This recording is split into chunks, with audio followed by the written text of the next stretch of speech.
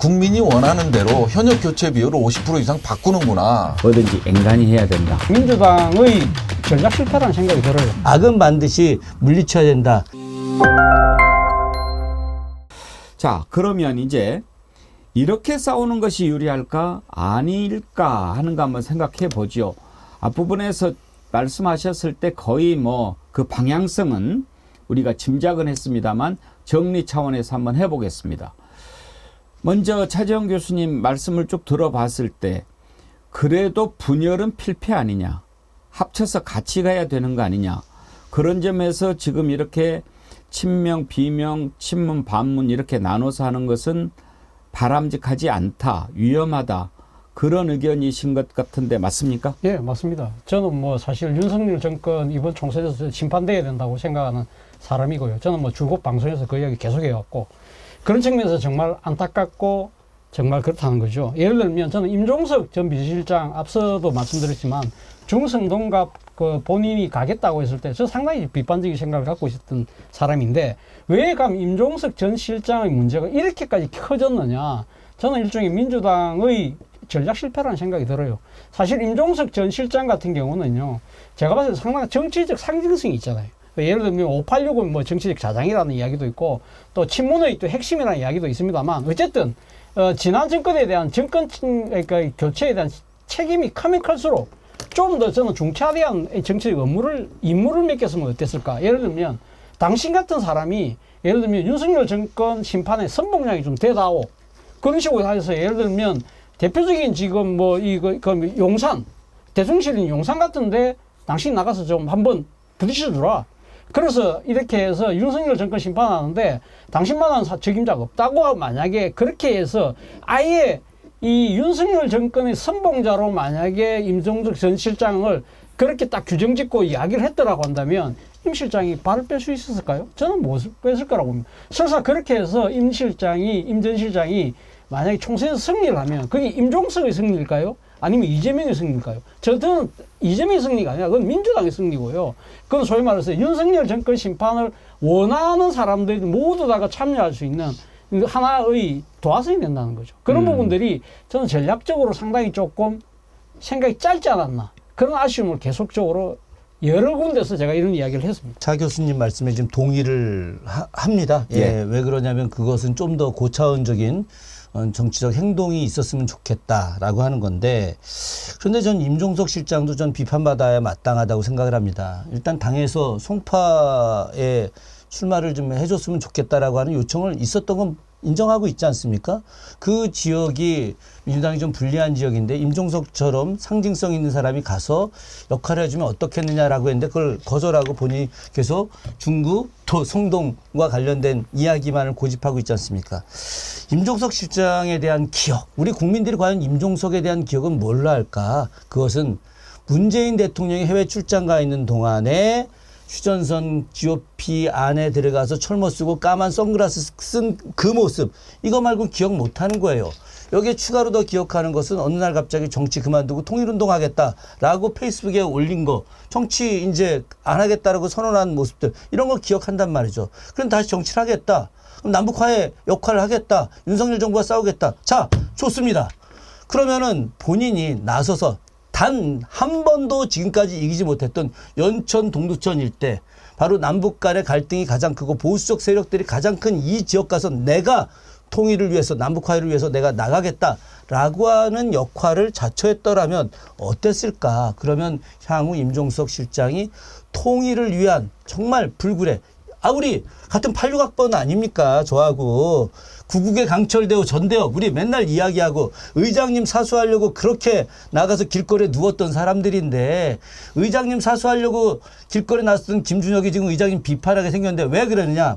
지금 현재 구국이 뭐예요? 구국이 나라를 살리는 가장 큰 길은 윤석열과 싸우는 길인데, 임종석 실장이 윤석열과 싸우는 구국의 길을 선택하지 않고 사익의 길을 선택하고 있기 때문에 우리가 비판하는 거 아닙니까? 그러니 지금이라도 거꾸로 임종석 실장이 다 좋다, 당의 결정을 충분히 받아들이고 나의 그러면 역할도 중요하니 나는 다시 가장 큰 험지, 남북 화해를 할 수 있는 접경 지역에 가서, 강원도든 어디든 접경 지역에 가서 내가 뛰어나가겠다. 이렇게 하면은 임 실장에 대한 지금까지의 비판이 다 물거품처럼 사라지고 굉장히 봄 기운으로 화답할 것이라고 저는 생각합니다. 예. 부승찬 대변인께서는 어떻게 싸우는 것이 더 효과적이라고 생각하십니까? 뭐 싸우는 걸 얘기하기에 앞서서 지금 우리가 여론조사나 그다음에 실제 국회의원의 현역 교체 비율을 이 각 대수별로 보면요. 현역 교체 비율이 50%를 항상 넘어요. 여론조사가 또 그걸 항상 원하고 있어요. 항상 50% 이상입니다. 역대 총선이 다 그랬던 것 같고요. 근데 지금 국민의힘은 현역 교체 비율이 거의 뭐 이제 하위 10% 7명 컷오프 한다고 하더라도 상당히 낮은 수준이라고 생각을 합니다. 그리고 윤석열 대통령의 이제 국정 운영 평가를 보면 요즘 많이 올라갔어요. 그 고무된 것 같긴 한데 그럼에도 매우 못함이 50%대예요. 많이 떨어져 봐야 40% 후반이에요. 이 사람들요. 민주당이 지금 공천 내용이다 뭐 하더라도요. 이 사람들은 결국 매우 잘못한다고 하는 사람들은 올바른 선택을 합니다. 윤석열 심판이라는 그런 올바른 선택을 할 수밖에 없다. 이런 생각이 들고요. 지금 어떻게 싸워야 되냐를 말씀드리면 공천 과정에서 나타나는 일시적인 현상이고요. 개혁적인 현상이라고 생각을 합니다. 그렇기 때문에 저는 아쉬운 점이 있다면 이런 현상들이 좀 더 결단력 있게 빨리 끝내는 게 나았는데 3월까지 끌고 간다는 게 좀 아쉬운 점이 아닌가 하는 생각 외에는 없고요. 결국은 저는 현장에 있고 우리 김준혁 교수님도 현장에 있지만 현장의 목소리는 우려도 있지만 응원이 더 많습니다. 응원이 더 많기 때문에 지금 이게 저는 뭐 내용이다 뭐다 언론에서 아주 뭐 친문 프레임을 만들고 있고 그쪽으로 몰고 가고 있지만 저는 이게 총선에 영향을 줄 거라고 생각은 전혀 안 합니다. 그리고 이게 마무리가 되면 민주당 잘했구나. 국민이 원하는 대로 현역 교체 비율을 50% 이상 바꾸는구나. 에? 국민의 요구를 받아들이는구나. 그래서 윤석열 심판을 위해서 더 찍어주자. 저는 그렇게 갈 거라 믿습니다. 예. 예, 자, 세 분 의견 들어봤습니다. 어떤 시각에서 보느냐인 것 같습니다. 그러니까 지금 이재명 대표를 중심으로 똘똘 뭉쳐서 민주당이 윤석열 정권 심판하도록 해야 되지 않느냐라는 확고한 생각을 가지신 분들도 계시고 그래도 지금 그만두고 막 나가려고 하는 사람들도 다 윤석열 정권 심판을 생각하는 사람들 아니겠느냐. 다만 이재명 대표에 대한 생각이 달랐을 뿐인데 그걸 쳐내는 것은 지나치지 않느냐. 이런 건데 제가 개인적으로 바라기에는 민주당 후보로 싸우든 다른 후보로 싸우든 중요한 것은 이번 총선의 가장 중요한 시대정신 윤석열 정권 심판이다라고 하는 것을 잊지 않았으면 하는 그런 마음입니다. 그런데 이제 감정이 상해서 그 뜻을 잊어버리면 그거는 안 되겠죠. 그런 일은 없겠지요, 김준혁 교수님? 예, 당연히 그렇죠. 우리가 또 뭐 포용해야 되는 것도 있는데 그럼에도 불구하고 많은 시민들이 또 원하는 게 있습니다. 제가 저 아침에 인사하고 오다가 한 번도 본 적이 없는 제 번호를 어떻게 알고 보낸 영통 지역의 유가맘이라는 분이 저한테 보낸 문자 좀 잠깐 좀 읽어드리겠습니다. 네. 김준혁 교수님 경선에서 꼭 승리하시길 기원드리겠습니다. 정의는 살아있고 악은 반드시 처단될 것이라 믿습니다. 대한민국 지켜야 합니다. 국민의 한 사람으로서 주권을 빼앗기면 안 됩니다. 고단한 길이라는 거 잘 알고 있습니다. 그래도 최선을 다해 주십시오.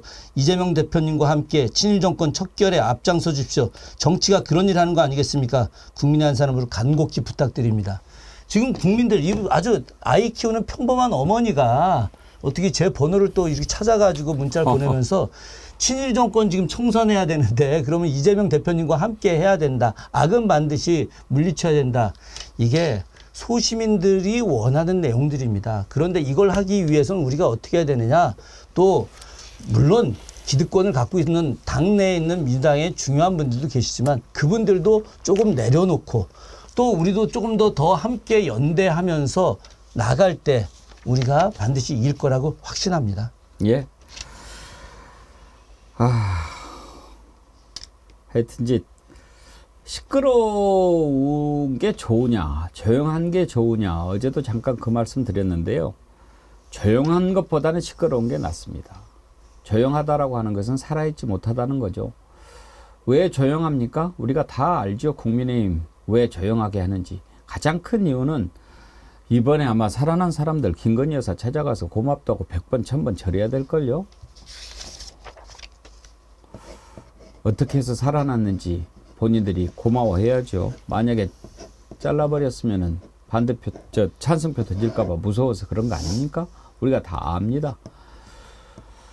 그런데 이제 시끄러워도 또 너무 시끄러우면 또 그 문제가 있는 거예요. 제가 항상 얘기하죠. 뭐든지 앵간히 해야 된다. 그런데 지금 뭐 떠들고 이렇게 나가는 사람들 자기 자신은 한번 돌아볼 필요가 있습니다.